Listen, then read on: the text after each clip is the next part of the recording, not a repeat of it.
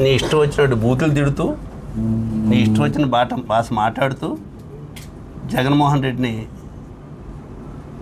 ఈ రకంగా మాట్లాడుతున్నావు. సంస్కారం అనిపిస్తుందా మీకు? ఇక్కడ విజ్ఞత కలిగినటువంటి ప్రజలు ఉంటారు, చూసేవాళ్ళు అందరూ. మీరు ఒక్కసారి ఆలోచించండి.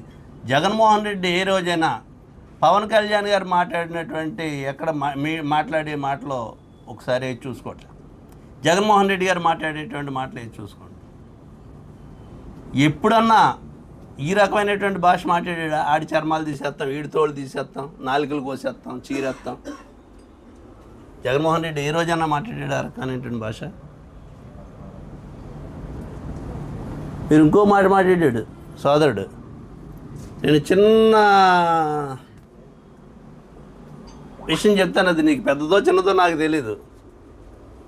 ఏదైతే జగన్మోహన్ రెడ్డిని ఇక్కడికి రమ్మానండి, పులివెందలు కాదు, కడప కాదు, ఇక్కడికి వచ్చి కాకినాడలో పోటీ చేయమనండి, రమ్మనండి నా కొడుకుని తేల్చుకుందాం అని అన్నావు.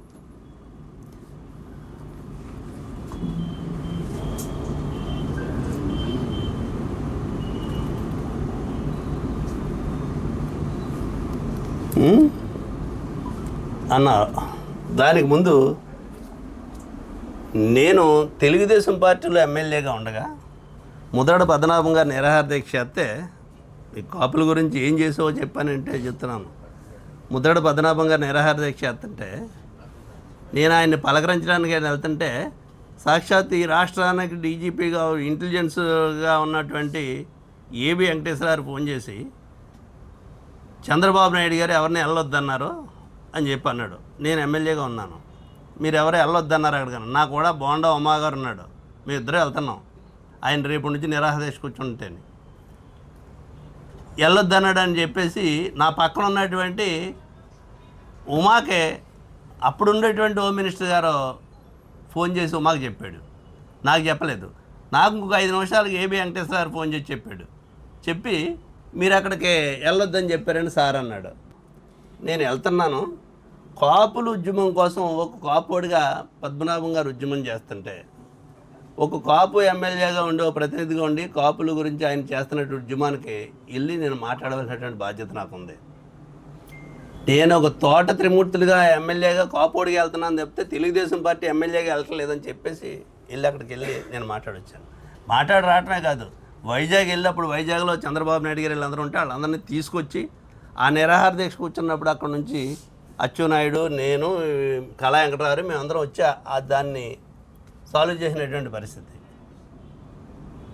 ఏ అద్భుతాలు చేశారని చెప్పలేదు, నా బాధ్యత అది నా విధానం.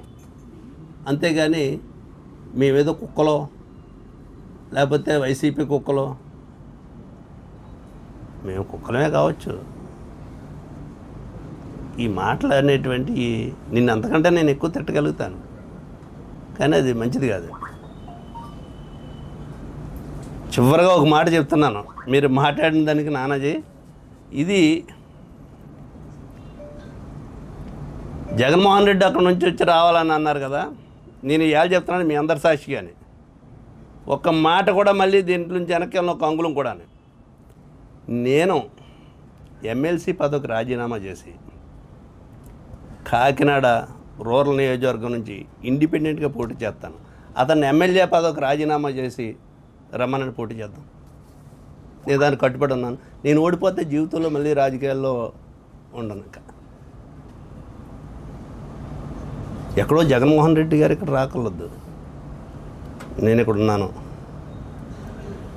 ఈ జిల్లా వాసిని, ఇక్కడికి వస్తాను, ఇండిపెండెంట్గా పోటీ చేస్తాను.